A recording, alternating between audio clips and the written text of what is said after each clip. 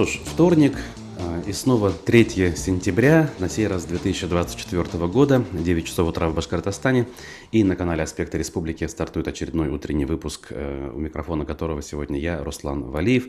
И поэтому я предлагаю в ближайшее время провести вместе для того, чтобы обсудить текущие новости, поделиться мнениями, поделиться соображениями. Для этого всего у нас есть форма обратной связи с помощью чата YouTube-трансляции. Я уже поприветствовал вас в виде также сообщения в этом чате, поэтому вас аналогичным образом приглашаю вот именно к этому способу ведения диалога. Здесь Америку мы с вами не открываем, а здесь мы двигаемся традиционным способом по нашей привычной схеме. Сегодня текущие новости, обзор событий республиканской, на основе публикации республиканской прессы, небольшой аудиофрагмент вчерашней программы «Аспекты мнений», разговор о том, что нас ждет в ближайшем будущем. Поэтому давайте начинать. Ну что ж, аспекты работу свою продолжали, но я с вами не виделся с тех пор, как Уфа все-таки отметила свой юбилей, минувшие выходные. Вот, мы лишь говорили о том, что предстоит, как это все будет выглядеть в конце концов. Поэтому, так или иначе, сегодня красной нитью среди новостей будут проходить вещи, скажем так, события, связанные с этим юбилеем, с объектами, которые были построены или не были построены к этому событию. Поэтому по ходу дела сразу делитесь и мыслями, что вы можете по этому поводу сказать, наблюдали ли какие-то празднования, какие-то открытия, и вообще какие в итоге выводы у вас на этот счет возникают, глядя на это происходящее. Ну а пока с, не знаю, курьеза или с криминала, если хотите, давайте приступим. В Кузнецовском затоне в Уфе 2 мужчин привязали 3-го мужчину к столбу скотчем. Это все произошло вот буквально в эти самые праздничные выходные. Конкретно 1 сентября вечером это случилось на улице Назара Нажми, сообщил телеканал ЮТВ. Он опубликовал кадры с камеры видеонаблюдения. С них мы можем увидеть и сделать вывод, как 2 мужчин привязывают 3-го к столбу, затем его фотографируют. Позже в кадре появляется прохожий, который, видимо, вступается за привязанного человека. В это время подшутившие над ним начинают его освобождать, а с прохожим развивается конфликт, который заканчивается выстрелом в воздух из травматического пистолета, ни много ни мало.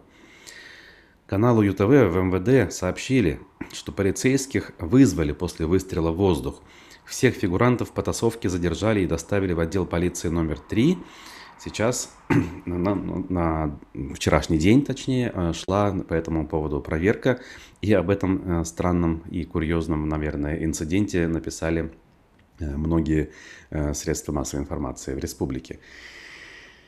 Я не знаю, можно ли какие-то делать выводы. Наверное, вывод самый простой и очевидный – это то, что праздник, скажем так, удался вот этим конкретным, значит, нашим с вами землякам, жителям. И, скорее всего, они в порыве, скажем так, буйного отмечания могли прийти к выводам, что надо вот какие-то устроить, я не знаю, перформансы, если хотите, да, можно ли назвать таким словом то, что произошло. Казалось бы, ничего важного, но такая иллюстрация, небольшой штрих к портрету того, как у нас это дело все было обставлено. Вот, я напомню, прежде чем мы дальше пойдем, что вполне возможны и уместные проблемы с качеством YouTube-трансляции на территории Российской Федерации и Башкортостана, разумеется. Поэтому, если есть эти самые сложности, но вы все-таки продолжаете пытаться смотреть наши трансляции, всегда есть возможность и способ сделать так, чтобы эти трансляции шли в максимально возможном на сегодняшний день качестве. Поэтому пишите комментарии, те из вас, у кого сложности, и вы их сами решить не можете. Мы придем на помощь. Вот. Ну а пока дальше к следующим новостям. Мост между Башкортостаном и Татарстаном, известный тем, что на одном берегу время башкортостанское, на другом берегу время московское, поскольку именно оно используется в Татарстане. Так вот, этот самый мост решили реконструировать таки, и прокуратура наша республиканская хвастается, что это решение было принято после того, как она вмешалась в эту историю. Значит, каким это образом могло произойти? Прокуратура Октябрьского непосредственно, где этот мост расположен, через реку Ик, она провела проверку на исполнение законодательства о безопасности дорожного движения. Ну, так всегда прокуратура пишет, прежде чем какие-то действия произвести, она якобы проводит проверку на соблюдение закона. Выяснилось после этой проверки, что мост через реку Ик, признанный непригодным для эксплуатации, находится в ведении не кого-нибудь, а Управления дорожного хозяйства Республики Башкортостан. Надо же, какое открытие сделали. Значит, в итоге прокуратура обратилась в суд с исковым заявлением об обязании балансодержателя провести реконструкцию моста. Суд решение, точнее требования прокуратуры удовлетворил. Теперь по результатам проведенной конкурсной процедуры заключен контракт на ремонт стоимостью в 975 миллионов рублей. Тут данные по поводу его длины, что нужно там сделать. Я единственное добавлю от себя, что совсем недавно, на днях, сатирический персонаж, очень популярный и набирающий популярность, надо сказать, среди жителей Башкортостана, Тайфун Курултаевич, да, которого ведет, скажем, исполняет сатирик и юморист Федан Кульмухаметов, он тоже побывал на этом мосту, насколько я помню, да, и тоже высказывался там на тему шуточных нюансов, связанных со временем, но самое главное, говорил о его плачевном состоянии. И вот буквально после этого решение принимается. Вопрос остается открытым, а чье же пребывание на этой территории все-таки подвинуло историю с мертвой точки и заставило вот это вот решение принять? Где-то, возможно, есть совпадения, и бывают они, почему бы и нет, но с другой стороны, вот эти два фактора так или иначе сошлись в одной точке. И люди, наверное, могут вздохнуть в некотором роде с облегчением. Хотя с облегчением вздыхать нужно не когда какие-то бумаги подписаны, а когда уже работы выполнены, даже не начаты выполняться, да, а уже выполнены. Потому что даже заход техники и работников на тот или иной объект вовсе не гарантирует, что этот самый тот или иной объект будет вовремя закончен согласно заранее оговоренным сроком. Вот.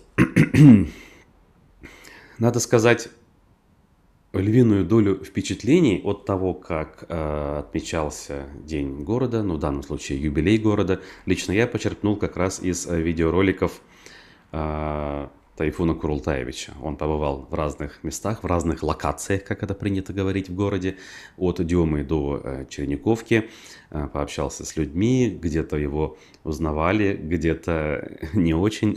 Мне больше всего на самом деле впечатляют ролики, где он в образе депутата обращается к каким-то деятелям, ну, например, к сотрудникам Сбербанка он там обращался. И, судя по всему, они не понимают, что происходит, то ли всерьез воспринимают происходящее, то ли все-таки догадываются о том, что идет розыгрыш определенный, но ведут себя максимально сохраняя серьезную мину при, может быть, даже не очень хорошей игре.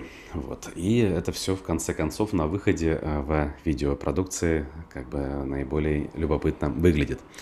Поэтому рекомендую, если сами не были и если впечатление хотите создать все-таки по поводу того, что произошло в минувшие выходные в городе.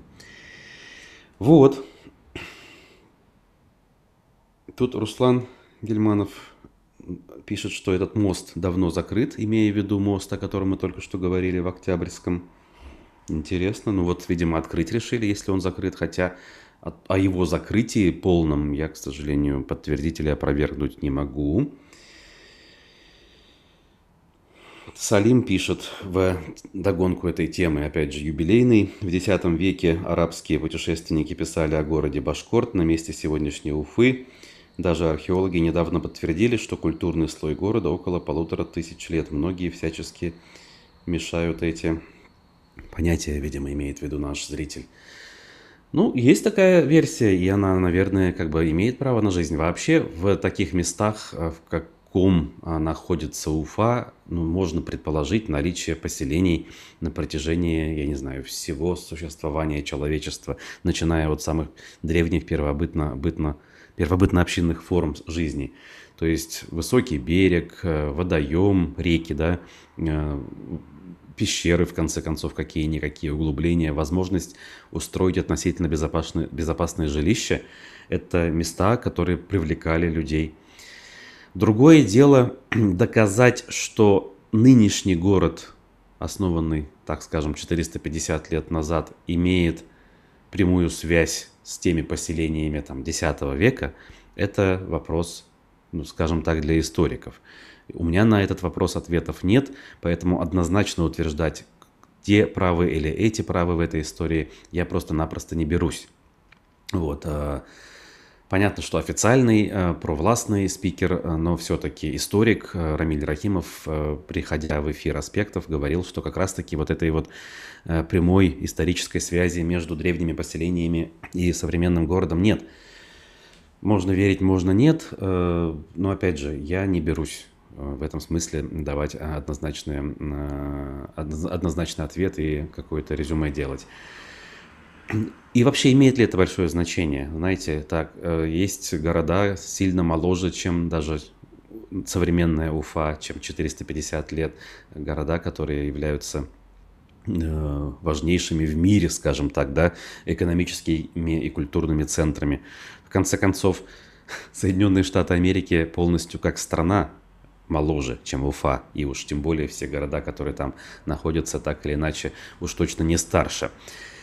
В общем, мне кажется, не это главный вопрос и не это главная проблема. Вот была бы Уфа городом привлекательным, процветающим, таким, который растет не только потому, что в него приезжают жители сельской местности Башкортостана, а в принципе тянутся люди из других городов, регионов. Вот тогда можно было бы говорить, что Уфа, ну, скажем так, занимает свое достойное место. Но пока это, к сожалению, город, по большому счету, местечковый, опять же, как некоторые эксперты ее называют, и, к сожалению, во многом даже деградирующий. Вот. И это, скажем, главная проблема, скажем, да, на которую, наверное, стоило бы внимание обращать. И, по сути, раз уж мы об этом говорим, давайте послушаем сразу аудиофрагмент. В гостях вчера был замечательный экономист Всеволод Спивак, и они с Разефом Абдуллиным, конечно же, не могли не затронуть тему этого самого юбилея и того, как в городе это все можно оценивать. В общем, послушаем экономиста. Я ваши комментарии, надеюсь, почитать в этот перерыв, в эту паузу. После вернусь, продолжу отвечать на ваши реплики. Ну и у нас есть целый ряд важных новостей впереди. Как вы считаете, много Уфа приобрела благодаря юбилею? Во-первых, надо обратить внимание, что мы отпраздновали в августе, когда случился юбилей, это как правительство скажет, да, потому что на протяжении всей моей сознательной жизни он случался намного раньше. 12 июня, если не ошибаюсь. Да, когда я думал, когда июнь приближался, было там май, апрель, и я думал, а как же они все успеют, у меня даже в голове не было, что они отработаны настолько креативно, что можно взять и перенести там на 3 месяца, условно говоря. Ну ладно, что ж, они вышли за рамки той фантазии, которая была у меня. Праздник, насколько я понимаю, прошел хорошо. Я сам не присутствовал, но отзывы в сети хорошие, всем было весело, все было хорошо. Если же говорить о том, что, наверное, у всех были больше ожиданий, связанные с объемами обновления Уфы, то они, конечно, не сбылись. То есть мы можем сказать, что по большому счету непосредственно к юбилею сдали только один объект, дворец борьбы. Можно, наверное, как-то под это дело подогнать театр кукол. Совсем тяжело подгонять Восточный въезд. Построили, ну, наверное, по большому счету все. Удивительно, что не успели закончить. Даже не то, что закончить, а привести хотя бы в порядок центр города, такие улицы, как, допустим, Октябрьская революция, на которую год назад потратили больше миллиарда, там же разруха. То есть они не только не улучшили, они успели сломать, но не успели просто тротуары сделать там, конечно. Ну, на большей части этой улицы. Насколько я понимаю, и обещание привести все в порядок между Цурюпа и Ленина тоже не сильно оправдались, по крайней мере, дня за 2-3 до юбилея, там еще было куча недоделок.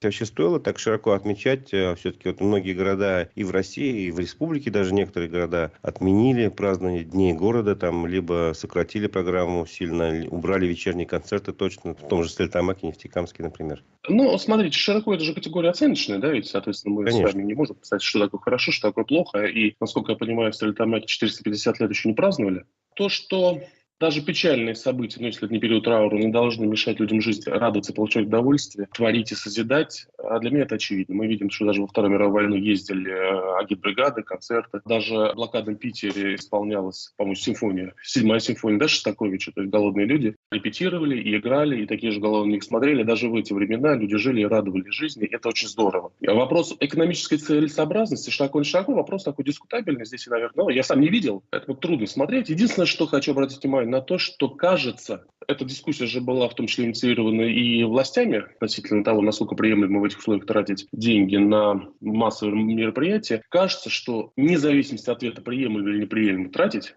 а в каком масштабе, то в любом случае в той ситуации, которая есть, власть должна начать экономить на себе, а мы этого, к сожалению, не видим. Мы с вами этого не видели, когда они уже во время СВО летали на джетах, частных джетах. Мы этого не видели, когда они покупали себе недавно за $500 000 автомобиль долларов.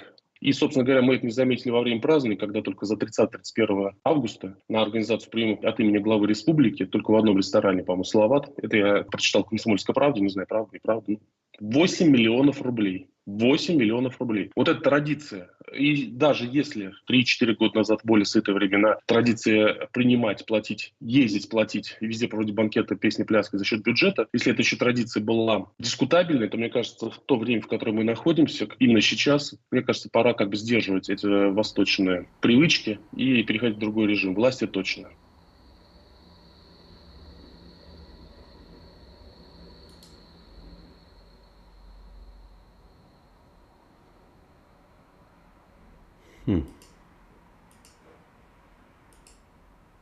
Да, да, друзья, возвращаемся в эфир. Экономист Всеволод Спивак был гостем программы «Аспекты мнений» вчера.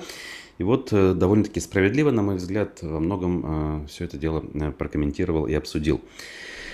Рекомендую полную версию эфира. Она у нас на YouTube-канале опубликована, впрочем, как и все прочие эфиры. Вот. Что касается сегодняшних планов, я сразу скажу о них. Политолог Николай Евдокимов у нас планируется в программе «Аспекты мнений» вскоре после окончания нашего утреннего разговора. Поэтому также следите, как говорится, за каналом, за анонсами, не пропускайте и пишите свои вопросы.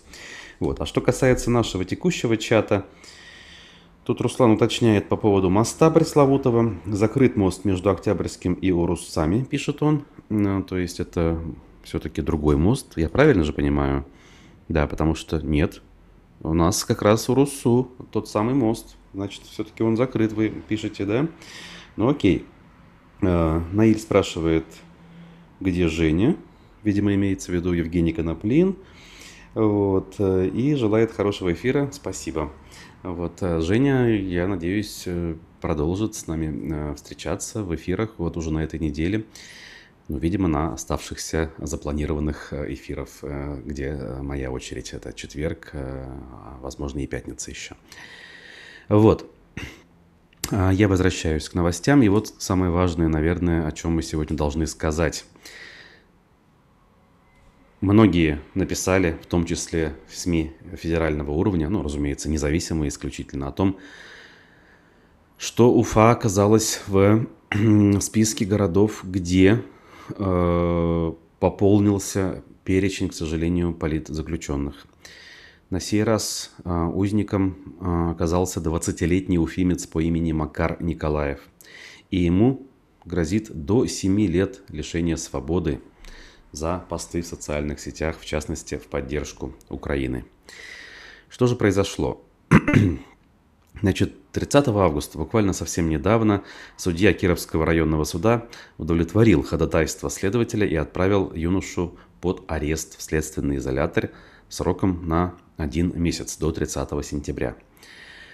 В решении об аресте говорится, что Николаев, собственно, и был задержан того самого 30 августа, то есть вот на днях, по обвинению в совершении преступления по части 2 статьи 205.2 УК РФ. Это публичные призывы к осуществлению террористической деятельности, публичное оправдание терроризма или пропаганда терроризма, совершенные с использованием средств массовой информации либо электронных или информационно-телекоммуникационных сетей, в том числе сети интернет. Боже, зачем такая формулировка? Понятно, что у нас исключительно сеть интернет, телекоммуникационная, да? Ну ладно, тут важнее сама суть новости.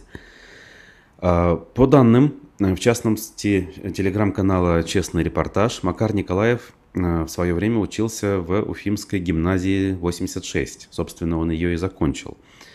В 2020 году он также стал победителем всероссийского конкурса «Моя страна, моя Россия» в номинации «Моя страна, моя история, моя победа». Вот так вот. То есть что-то такое патриотическое, да, около властное. Он это делал. Ну, в общем, выбор-то у нас у школьников небольшой. Если ты хочешь где-то участвовать, где-то побеждать, какие-то возможности и преференции получать, то ты участвуешь в том, что проводится официально. Так вот, на этом конкурсе он представил свой проект по методике поиска информации и созданию архива о родственниках в годы Великой Отечественной войны. Судя по всему, тех, кто попадал в плен и прочее, прочее. Окончив школу, он отправился учиться в Германию, где, в общем, до сих пор, собственно, учился на политолога. По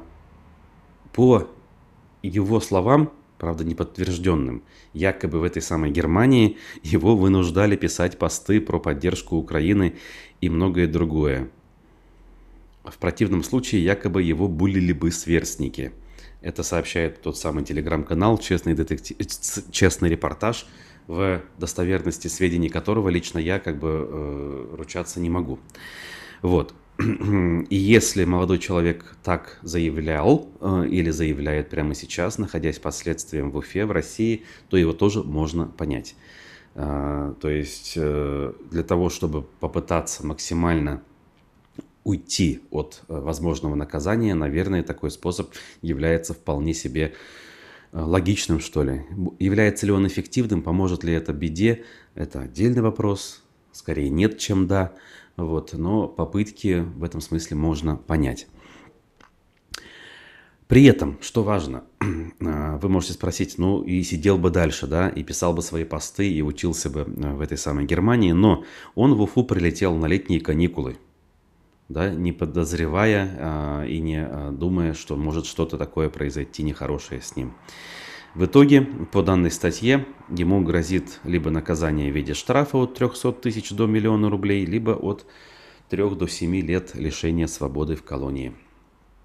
Что, как показывает опыт, применение этой статьи чаще всего используется в реальности. Именно реальное лишение свободы, причем зачастую дают людям сроки, максимально приближенные к верхней планке. А верхняя планка, я повторюсь, это 7 лет лишения свободы.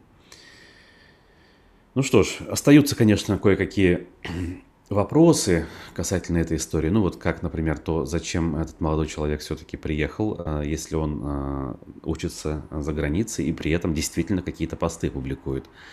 Наивность это, или самоуверенность, или что-то еще, или вообще то, о чем мы не можем догадываться, потому что информации нет. Но это вызывает вопросы. Так или иначе, безусловно, главный вопрос это даже не вопросы к нему там, или к его родителям, или к родственникам. Это вопрос, который, к сожалению, ответа ни сегодня, ни в ближайшем будущем, наверное, не получит. Это вопрос в том, до чего мы дожили, как говорится, да. То есть люди, которые вполне себе искренне могут не разделять официальную точку зрения власти, пропаганды, в итоге оказываются под уголовным преследованием, хотя они де-факто ничего не сделали. То есть они высказались в поддержку, там, я не знаю, противоборствующей стороны, еще что-то. Они где-то выразили сочувствие, но при этом говорить о том, что они преступники, ну, мягко говоря, язык не поворачивается. В общем, хочется надеяться, что по поводу судьбы Макара Николаева будет достаточное количество внимания, то есть и защита у него будет публичная, я имею в виду адвокатов, и СМИ будут об этой истории рассказывать. Но, как говорится, это в любом случае не сильно утешает. Казалось бы, что таких случаев уже и быть не должно вовсе, да, то есть люди, в принципе, которые пересекают границу, ездят за границу, которые учатся, в конце концов, за границей и позволяют себе критические посты, ну, должны, наверное, я не знаю, ну, хотя бы изредка слушать эфиры иностранного агента-политолога Екатерины Шульман, которая, например, она, и не только она, но я просто в качестве примера привожу, прекрасно, подробно рассказывает, как следует себя вести в таких ситуациях. В частности, пересекать границу, не пересекать. Там, если пересекать, то каким образом быть застрахованными от каких-то неприятностей. Как здесь такое могло случиться? Ну, опять же, да, вопросов больше, чем ответов. Могу лишь добавить, что действительно этот молодой человек, безусловно, должен оказаться в списке политзаключенных, так или иначе, и он должен быть в потенциальном пуле на возможные какие-то обмены, если они будут иметь место быть в обозримом будущем. Во что также хочется, конечно же, верить. Дальше.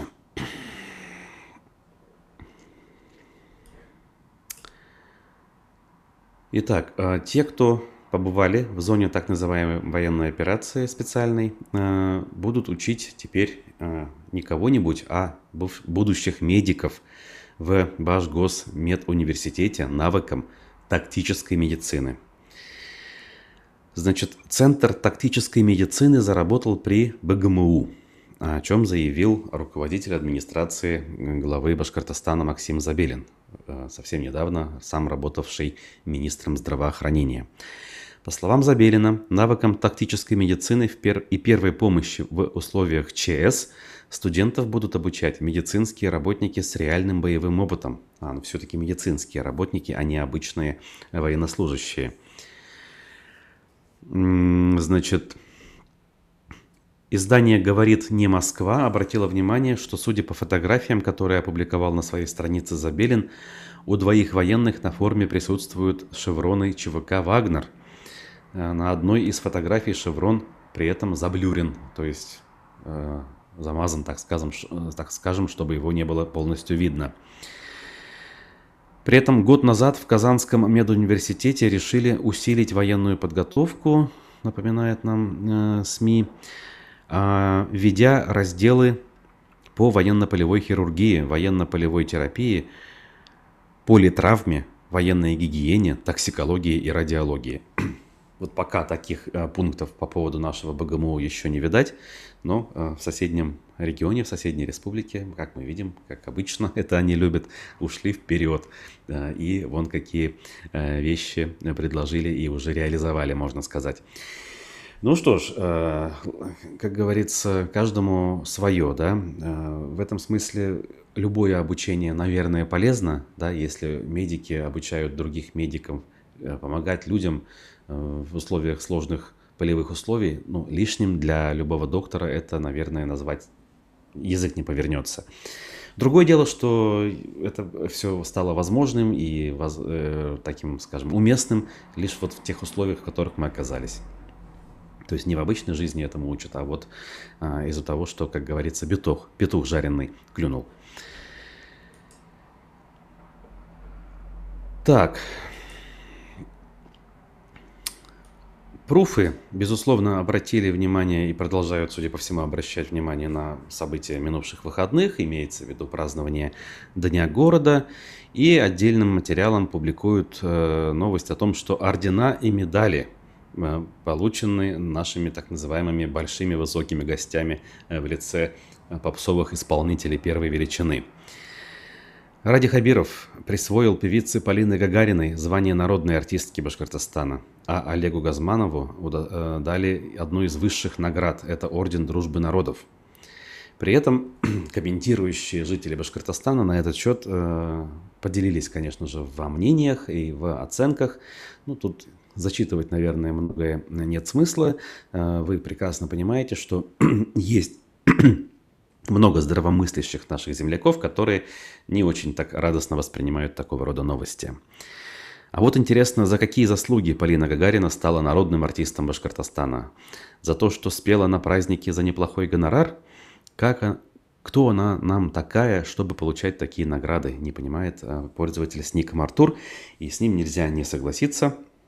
В том смысле, что люди годами, десятилетиями зачастую развивают реально культуру в родном регионе, но даже к закату жизни не могут получить звание этого самого народного артиста, едва-едва выбив звание, я не знаю, заслуженного артиста. И то не всем это дается, да? Но стоит оказаться приласканным властью кремлевским исполнителем, зетником так называемым, и ты получаешь россыпь всех этих званий от федерального до любого регионального уровня, при этом не имея никакого реального прямого отношения к тому или иному субъекту федерации.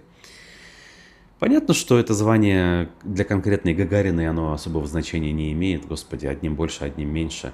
Но вот именно с точки зрения деятелей культуры на местах, я бы, конечно, я бы их понял, да, их печаль в глазах и в головах, глядя на подобные события. Опять же, ну и ничего иного ждать в нынешних обстоятельствах мы не можем, вполне себе ожидаемо. Другое дело, если бы вот не дал Хабиров Гагариной это звание, ну, опять же, не убыло бы, она бы не обиделась, и никто бы не стал критиковать даже, наверное, Хабирова за то, что он не присвоил ей это самое звание.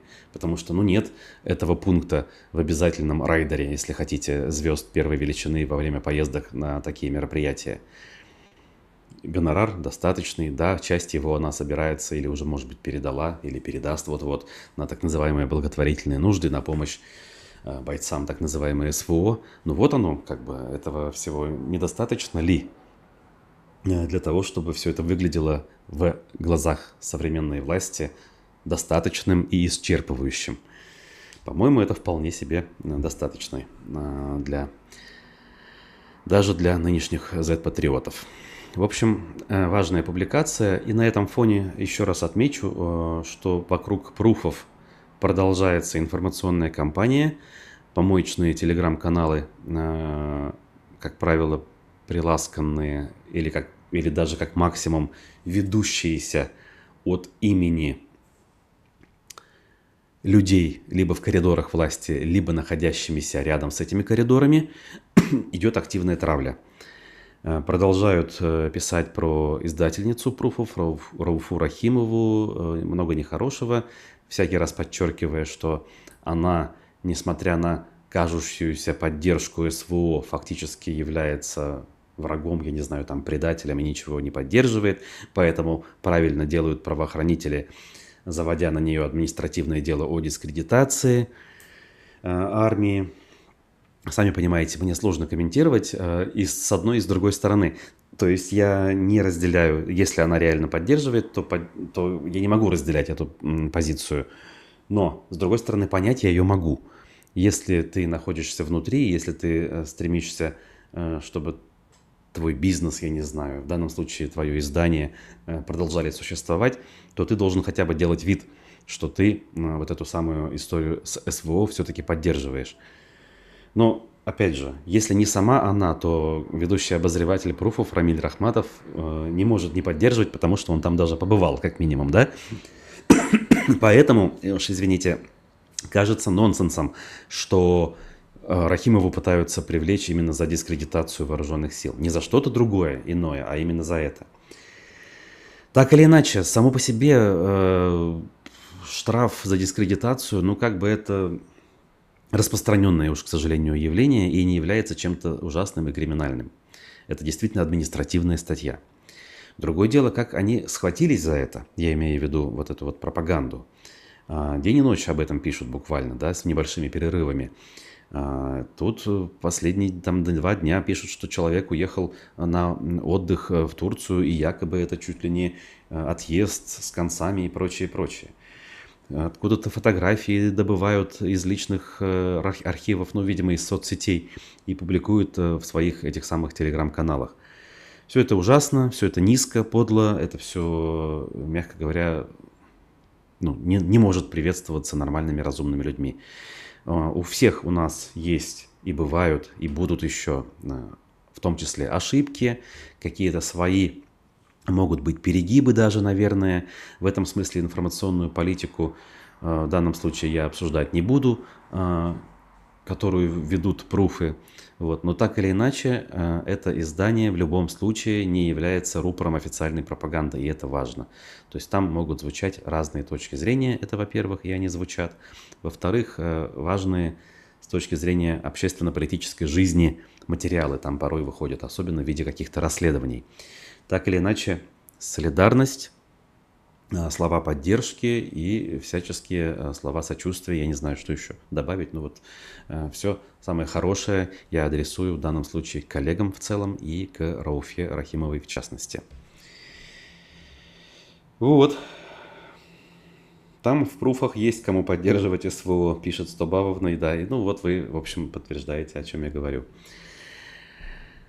Как вы видите, крайне сложный кейс, да, то есть прекрасно известна моя позиция по этому поводу, и что я не могу в этом смысле поддерживать вот это самое явление, и как с этой точки зрения комментировать происходящее с административной статьей в отношении Рауфы Рахимовой, все непросто. Но вроде вы меня поняли.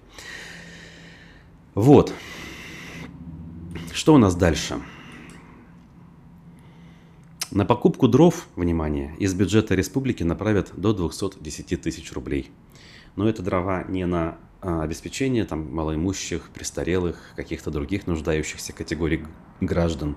Это дрова для официальной резиденции нашего главы республики, ну и там других официальных лиц. Хозуправление номер 2 приобрело 60 кубометров дубовых дров. То есть, обратите внимание, 210 тысяч рублей стоит 60 кубометров. Те, кто живут в сельской местности, часто покупают дрова. Я прекрасно помню и представляю, какие цены. Ну, таких цен нет. То есть они где-то в 5 раз дешевле обычно. Просто. Ну, дубовые, хорошо. Дубовые, наверное, чуть дороже, чем березовые.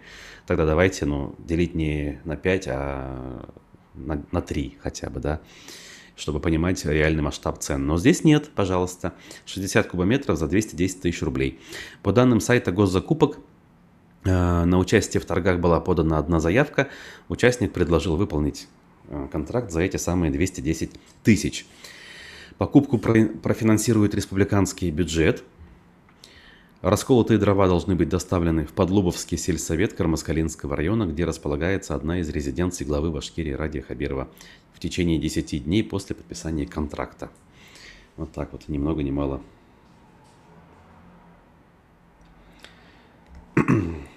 Карлувас пишет, что Хабиров мстит Рауфе Рахимовой. Знаете, конечно, это все происки людей из Белого дома, но тут однозначно пальцем указывать сложно на то, кто этим занимается. Все-таки, возможно, это какие-то звенья ниже. Часто так бывает.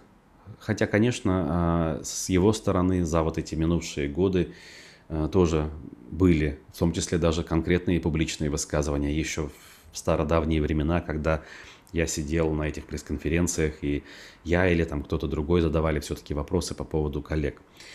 Либо на каких-то встречах без камер эта тема так или иначе обсуждалась. Действительно, я помню, он раньше точно высказывался негативно в адрес и издания, и ее лично. Хотя не так жестко, как это делают его вот эти вот телеграм-каналы. Опять же, не его лично, а обслуживающие интересы Белого дома. Тут надо быть более точным в формулировках. Он, я сейчас вот опять же вспоминаю, да, более глубоко, несмотря на то, что критиковал, может быть, какие-то, я не знаю, там, детали информационной политики и прочее, но в целом говорил, что можно выйти на путь, я не знаю, там, сотрудничества. Вот как-то так отложилось у меня в голове. То есть жесткую риторику, как правило, оставляли и оставляют, опять же, судя по всему, для исполнителей там, среднего или низшего звена. А сам лидер в этом смысле остается относительно чистеньким, если хотите, да, такую вот терминологию использовать в данном случае. Так, дальше идем. Это мы прочли. Дрова мы прочли. Руководитель федеральной структуры Роснедра назвал Республику Башкортостан лучшей площадкой для проведения геовызова. Заголовок Башинформа, как обычно, ничего не понятно, какого геовызова, что это такое, как будто мы все заранее должны знать, что у нас там происходит. Ну ладно, если читать внутри, тут становится более-менее понятным. Евгений Петров, так его зовут, руководителя Роснедр, приехал в Уфу на второй международный чемпионат геовызов и рассказал, какими будут вторые по счету эти самые международные состязания будущих геологов в Башкирии. То есть в нашем регионе, многострадальном, да, для которого тема геологоразведки, добычи полезных ископаемых – это болезненная история, решили провести вот такое мероприятие. Значит, в пресс-службе Минэкологии Республики сообщили Башинформу, что 2-9 сентября, в дни проведения чемпионата, Уфа стала центром притяжения молодых геологов 11 стран мира. Россия, Китай, Узбекистан, Казахстан, ЮАР, Гана, Эфиопия, Гвинея, Грузия, Зимбабве и Мозамбик. Сплошная Африка, обратите внимание, да? Башкирия представлена командами нефтяного университета, а также УНИТа. Это новый объединенный вуз, Октябрьского нефтяного колледжа. И все. Будущих геологов из России и зарубежных стран в течение недели ждут геологические соревнования, культурные и спортивные мероприятия, посещение экскурсий, геологические семинары и мастер-классы. Петров отметил, что Башкирия является идеальной площадкой для проведения геовызова. Вот так вот, ни много ни мало. Тут очень много чего на этот счет написано. Хабирова тут хвалят, люди фотографируются, вот эти участники у Конгресс-холла Таратау. В общем, понятно, что конкретно этот конкурс геовызов ущерба природе не нанесет, но довольно-таки интересен сам факт, да, вот у нас, опять же, проблем много, до сих пор они не решены, в частности, по Зауралью. То и дело возникают предписания, то там Росприроднадзора, то какой-нибудь прокуратуры в отношении тех или иных предприятий закрыть свои старые косяки, там нормально провести рекультивацию. И это только то, что доходит до структур соответствующего характера. А сколько мы еще не знаем о реальном масштабе бедствия, скажем так. Вот.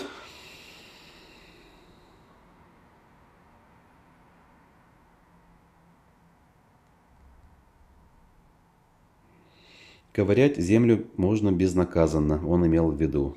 Ну вот, судя по всему, по текущей новости пишет Светлана Агапова.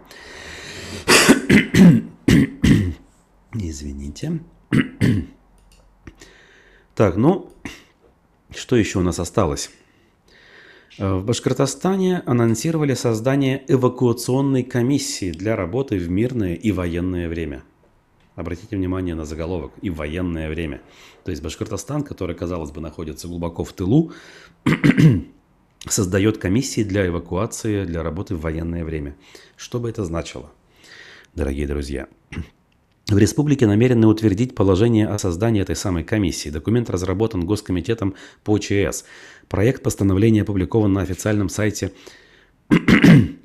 правовой информации. Согласно документу, комиссия станет постоянно действующим органом, который будет координировать действия органов местного самоуправления, исполнительной и федеральной властей в части проведения эвакуационных мероприятий. Причем работать она будет как в мирное время, так и при переходе системы гражданской обороны на военное время. Представляете? Среди задач комиссии в мирное время входит там целый перечень учения и так далее.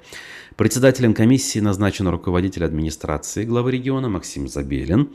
В состав комиссии также входят замначальника Главного управления МЧС России по РБ Ильдар Саидгареев, первый замминистра здравоохранения Роберт Иштуков, исполняющий обязанности министра строительства и архитектуры Артем Ковшов и другие лица, фамилии которых здесь не перечислены. В общем, вот хоть и говорят, готовься, хочешь мира, готовься к войне, но как-то вот в данном случае почему-то не эта поговорка кажется наиболее уместной, когда мы такие вещи наблюдаем в республике. Нет, может быть, конечно, я краски сгущаю, как бы, но почему-то создается впечатление, что еще до 22 года, например, создание подобного рода комиссий выглядело бы немножечко неуместно, как минимум неожиданно. И в названии деятельности таких комиссий, военное время, наверное, не упоминалось бы. А теперь оно с легкостью упоминается и кажется вполне себе уместным, вполне себе привычным явлением. Вот какие времена, такие названия.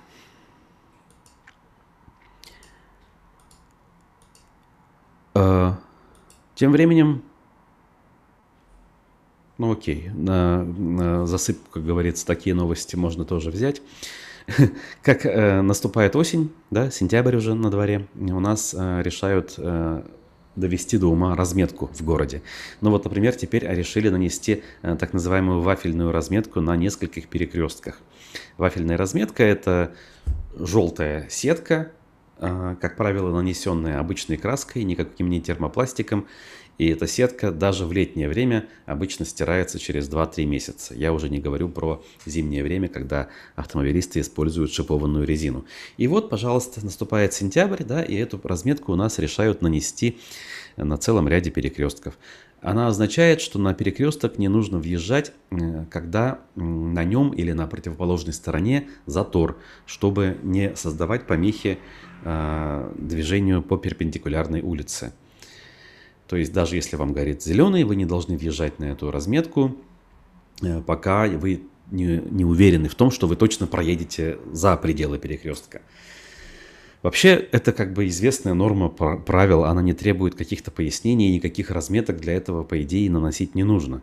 По идее, это вот как бы само по себе, понимаете, заложено в основы безопасности дорожного движения, в ПДД об этом как минимум есть. Но нет, нам нужно освоить бюджет. И опять же, в продолжение того, о чем я люблю говорить и не устану, наверное, повторять. Пыли в глаза бросать мы умеем. И вот в данном случае совершенно бесполезная пыль в глаза – это эти самые вафельные разметки.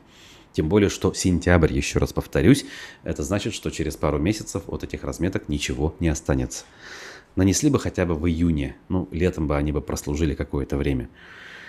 Речь идет про перекрестки на Заки-Валидис, Карла Маркса, Советской и Аксакова.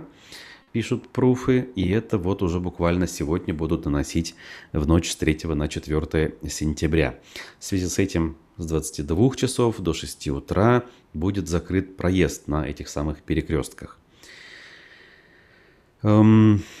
И дальше тут напоминается, где что еще, какие работы проводятся. Совершенно, опять же, подчеркиваю, бесполезные. То есть вместо того, чтобы подумать об организации реального движения, чтобы эти самые заторы на этих перекрестках не возникали и не было необходимости людям задумываться, а можно ли въезжать на этот перекресток или нельзя, вместо этого, пожалуйста, мы освоим деньги. Может быть, не какие-то миллионы-миллиарды в данном случае, но все-таки это деньги. Так.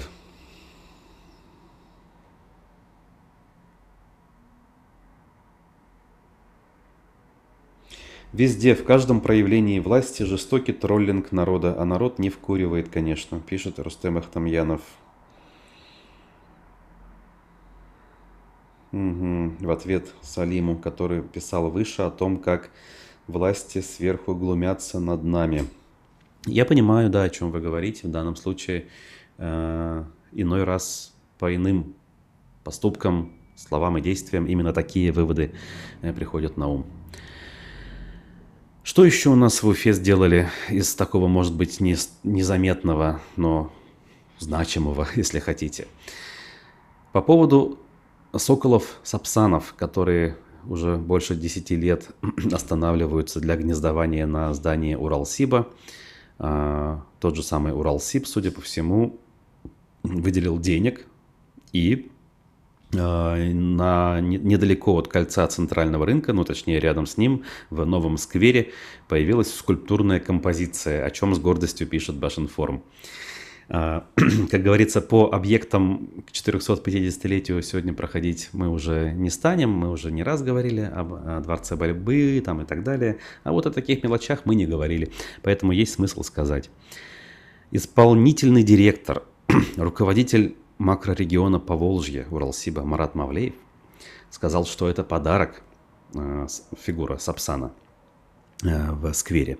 И это не просто украшение для города, но также и напоминание всем нам о необходимости бережного и мудрого отношения к природе и нашему дому, где мы живем, порой соседствуя с такими прекрасными и удивительными созданиями.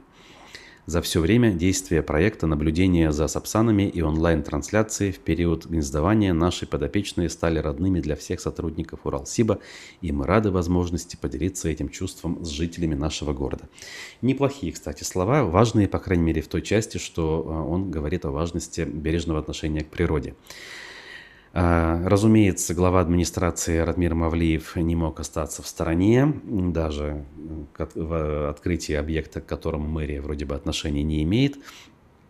Но при этом Башинформ пишет, что идея увековечивания сапсанов в металле все-таки Мавлиеву принадлежит, поэтому хотя бы в таком смысле он был там уместен, утверждает издание. И он тоже начал говорить о том, что важно сохранять природу, и установка соответствующей скульптуры – это в некотором роде важный символ. Ну, окей. Кстати говоря, он относительно симпатичный, если сравнивать со многими другими изваяниями. По крайней мере, с коричневыми безобразными человечками, которые по городу до сих пор остаются. Сокол в данном случае не сравнится. Он вполне себе такой, знаете ли, пропорциональный, что ли, и напоминает, собственно, настоящую живую птицу, правда, гигантского размера. Вот. Фотография есть, и что интересно, скульптура высотой 3,3 метра, то есть 3 метра 30 сантиметров, выполнена из металла и представляет собой динамичную сцену, запечатлевшую Сапсана на крыше банка. Скульптура создана в мозаичной технике из множества деталей, каждая из которых выполнена в форме контура карты Башкортостана и поражает своим мастерством и кропотливостью работы. Детали подготовлены каждая по отдельности, а затем собраны воедино, формируя величественный образ благородной птицы. Ну, еще раз, да, я почему обратил внимание, выглядит впечатляюще. Другое дело, что композиция не кажется долговечной ввиду такой вот сложной конструкции, но окей, может быть, какое-то время пробудет. На этом фоне, конечно же, вспоминается, по сути, печальная судьба памятника Салавату Юлаеву, который встретил 450-летие в том виде, в котором находится. Видел фотографии свежие, состояние лошади, в частности, да, там, ну, мягко говоря, страшно. Кажется, что вот-вот отвалится задняя правая нога, получается, да, а что останется после этого со всем памятником, остается только догадываться. В общем, хочется верить, что так или иначе с этим памятником в ближайшем будущем начнут что-то делать. Иначе действительно мы его потеряем. А если мы его потеряем, то, опять же, в нынешних реалиях рассчитывать на его восстановление не приходится. Нужно спасать имеющийся. Так. Ну вот. Вот. Инаиль пишет про это дело. В каком состоянии памятник находится? В ужасном состоянии, друзья. Вот кто имеет возможность поблизости, скажем, сходите по возможности, вот пока сейчас погода будет неплохой, воздух прозрачный, как правило, в сентябре, пофотографируйте. Я не знаю, ну, не хочется верить, что это напоследок, да, но на всякий случай, так или иначе, нужно быть во всеоружии, нужно запечатлеть, если хотите. Вот, на этом я буду закругляться. Еще раз напомню, что у нас впереди Николай Евдокимов в программе «Аспекты мнений». Ну, а мы с вами увидимся в очередном эфире «Аспектов республики» в четверг, 5 сентября. Ну, а сегодня 3. Не забудьте календарь перевернуть, как 30 лет назад, кстати говоря, в известной песне исполнил наш, ну не наш, скажем так, музыкант, певец Михаил Шуфутинский. Именно в 1994 году была премьера этой композиции. То есть прошло целых 30 лет. Вот. А на этой ноте мы заканчиваем. Будьте здоровы и до встречи.